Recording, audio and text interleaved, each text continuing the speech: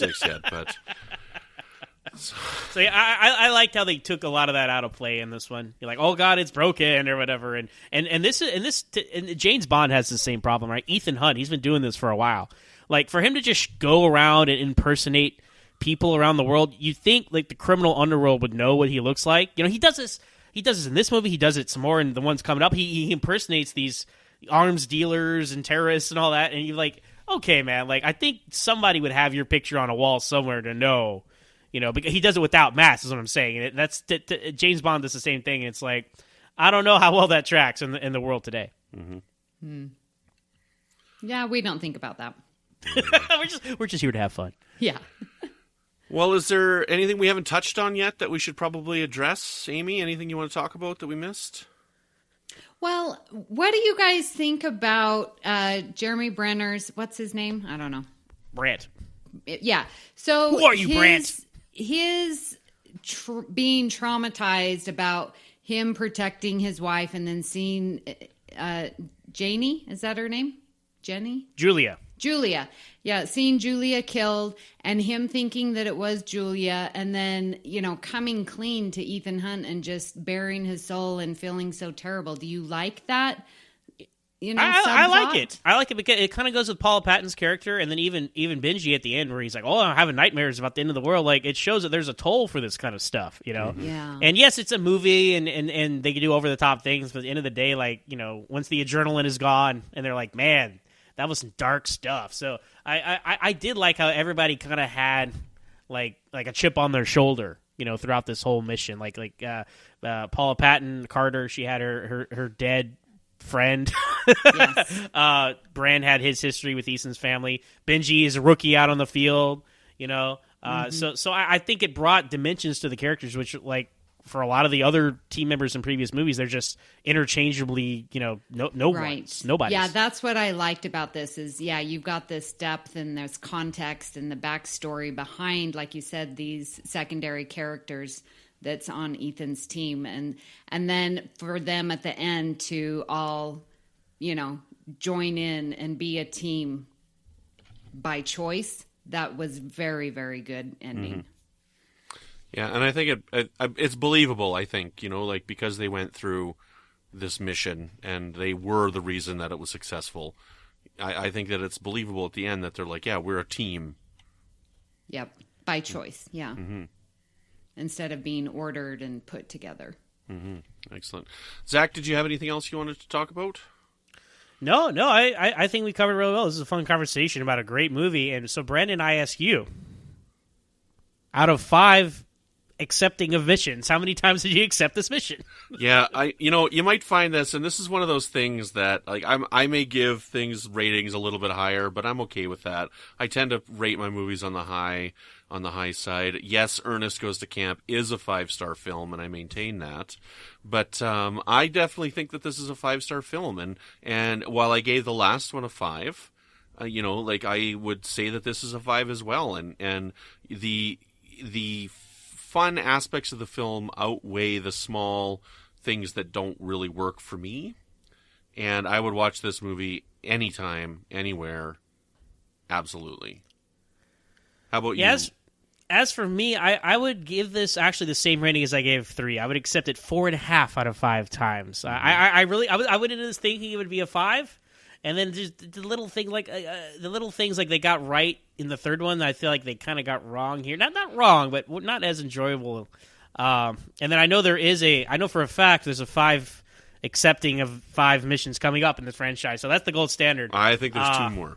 Oh, we'll see. We'll see on the rewatch. You know, but so I would accept this 4.5 out of 5 times tying Mission Impossible 3, because I just, you know, the end of this one kind of, I know there was a nuclear missile in the air and stuff, but it kind of felt like it went on and on and on. I felt like the end of 3 was a lot tighter, a lot more personal. I just enjoyed the adrenaline of Tom Cruise running and all to the climax of 3. Mm-hmm. So I think, yeah, overall, these are equal in my book, 4.5 out of 5. What about you, Amy?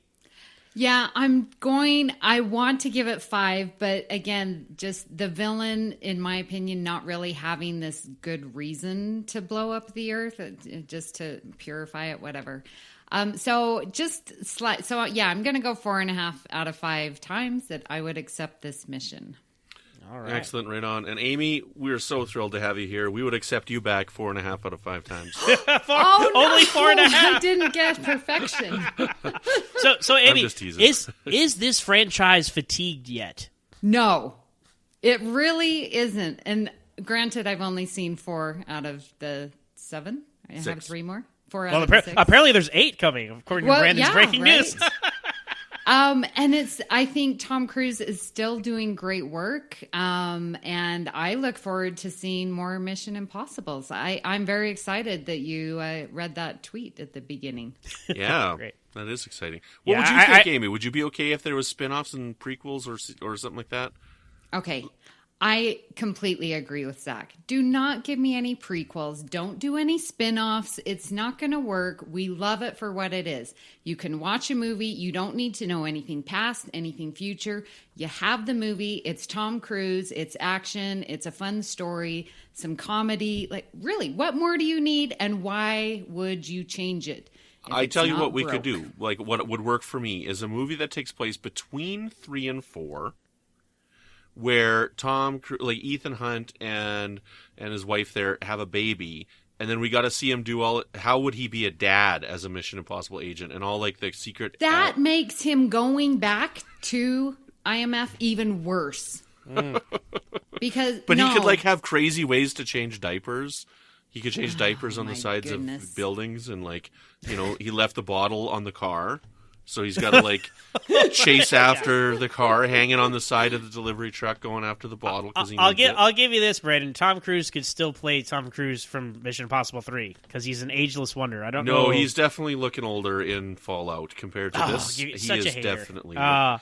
Although, did you guys like how he had his long hair again? Apparently, every other movie they're going to get short hair and long hair. That was one of the reasons why I didn't like 2. The long hair drove me crazy. Yeah, I mean, it kind of reminds you of he wears sunglasses, and it's like I'm getting some 2 vibes here, and I'm not liking it. So cut your hair, and he does, for the next one. So cut your hair, hippie. Yeah, get a job, hippie. Get a job, hippie. Excellent. Well, Brandon and I obviously don't think this franchise is fatigued yet either. So we were 3 for 3. Mission Impossible is not fatigued. I said it was boring. Kill it. End it right now. No, I didn't. Zach, you need a new host. Excellent. Well, I had a wonderful time. Thank you so very much, Amy, for joining us. Can you tell the listeners where they can find you? Okay, you can find me on Twitter at Miss Amy Nelson. And I did want to say I got on Letterboxd. Is that you talked about that, Zach? Yeah, she did it. Yeah, so I'm getting on there, and so I will be ranking and adding movies as I see them. So I'm very excited to be on there. So you're going to fall through a black hole of ranking and lists. and I swore when I first started podcasting, I was like, I don't rank anything. I just like it for what it is. Now look at me 2 years later, and now I'm ranking everything. Letterbox Queen! You're going down. Excellent. And then you do a couple Star Trek podcasts. Why don't you tell the listeners? Oh, well, yeah, thank you. I am on Trek FM.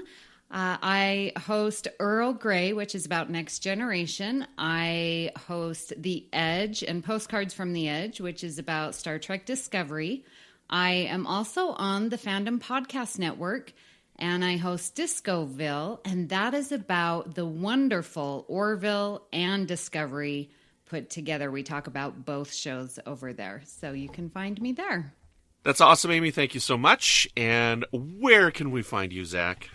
Oh, you can find me personally on Twitter at MooreOnZach. That's MooreOnZach.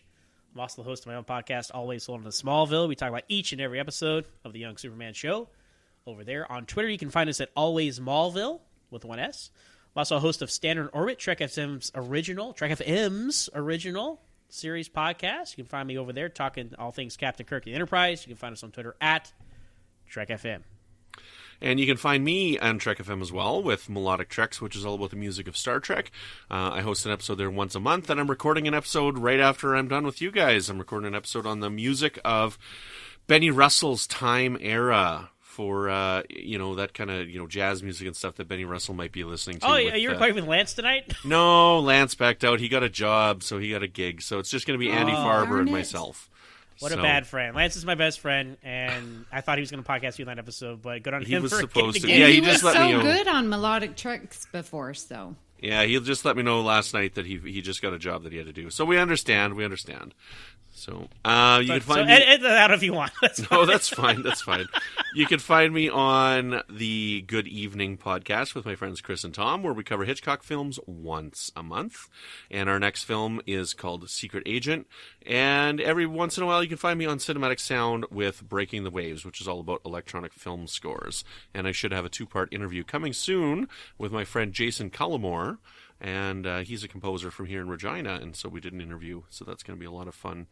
And I think that's pretty much it right now. I'm intermittent on Warp 5, and I just did an episode with Patrick and author David Mack on Section 31, and that was released just... Section 31? Yeah, Section 31. You mean that new TV show coming from CBS All Access, starring Michelle Yeoh? We recorded it ahead of time. We didn't know it was coming, and so it's kind of a timely release.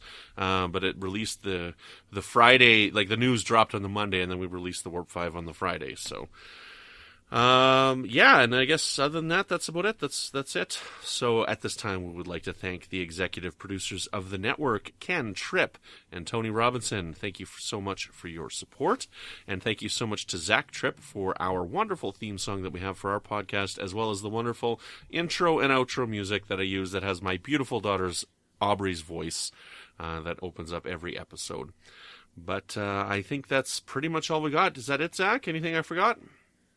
No, just off to fight the Syndicate in the next movie. You bet. So join us again next time for Mission Impossible 5, also known as Rogue Nation. Should you choose to accept that mission, this podcast will self-destruct in 5 seconds.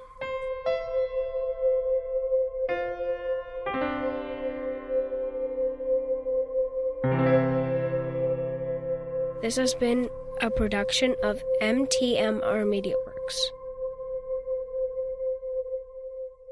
You can't hear who? You can't hear me? I heard her. Yeah, see, Zach, I can told you hear me? Because I He's can't the hear problem, anything. Amy. Look at this. I can hear you fine, Brandon. Amy, you can hear me? Yes. Yeah, we can hear just you. give me a second here. Okay. It's that Canadian Wi-Fi. Oh, I'm the problem. I'm going to come back on the video now. Yeah. Okay. Take that. Okay, I can hear you now. I literally was listening to you talk, Amy, and all of a sudden my headphones went dead. But I was fiddling around and I could still hear like the ding of the computer and stuff, like the, when you push something wrong and it gives you that bing, like I could still hear that. But so I just unplugged them and put them back in. And I can hear you now. So let's tap, tap, tap, whatever. Okay, am I next or what's next? If Amy was done, then yeah, just go. I'm done. Yeah. Okay. Yeah, okay, cool. Excellent. And Zach, where can people find you? Actually, I'm going to do that one more time. Just hold for 1 second here. Him. Oh my gosh. Excellent. I got to stop saying excellent. Excellent, right on. Excellent, right on. 100%. Oh my God, I say 100%. That so much. Rogue Nation, a Mission Impossible story.